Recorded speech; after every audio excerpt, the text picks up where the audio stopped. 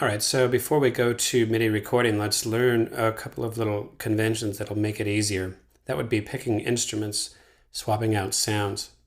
I have 4 different types of tracks within Live. I have audio tracks, as evidenced by these guys. I have effects tracks, as evidenced by these guys, just like that. And I have the Granddaddy, the master. The 4th one is a MIDI track. If I right-click here, I can say Insert MIDI track. When I open this up and arm it, I can send my keyboard, play my keyboard, and I just have an empty bucket. I'm going to fill this MIDI bucket with 2 things, either Ableton's instruments or third-party instruments. Okay, so we'll start with Live's instruments.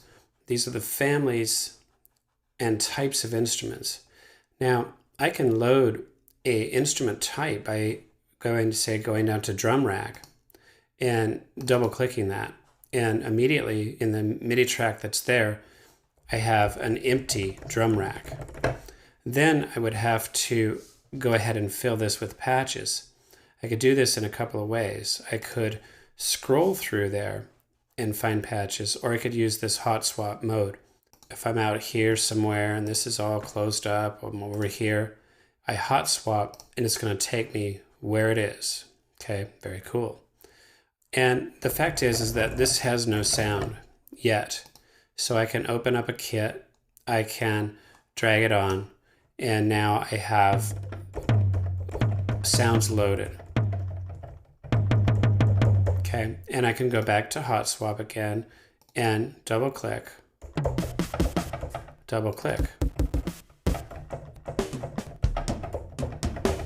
Okay, that is hot swapping. It's just that simple.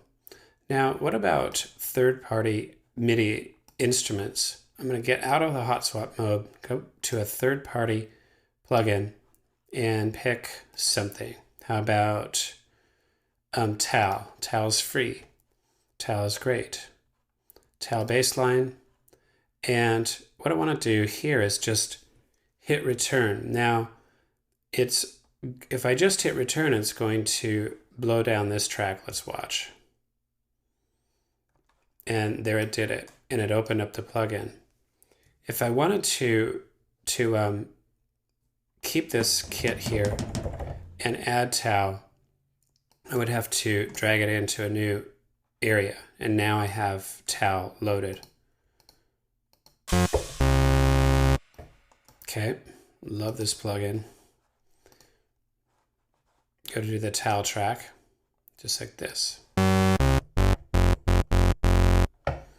Okay, so with third-party plugins, this wrench will give me the interface. If I don't like that, I can shift hold the wrench and I get this very long list of parameters. Okay, so that's one thing. So again, wrench gives me the GUI. Shift hold the wrench gives me the factory presets and all of that. There's a third way to do the settings, and that's here. Okay, plugin parameters. And if I wanted to configure those, then I get a mapping mode, and I can wiggle knobs and add them one at a time. Okay, now in terms of hot swap, the Tal bassline does in fact have a factory presets folder. So they do hot swap.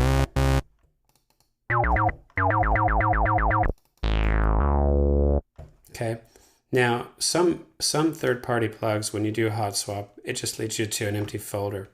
And the reason is that there is no preset folder to hot swap into. In the next session, we're going to deal with pretty important, but not that common anymore, workflow, and that's hooking Live up to an external instrument. It's actually very easy, so easy in fact that my guess is you might be breaking out some of your old school devices and trying to use them within Live.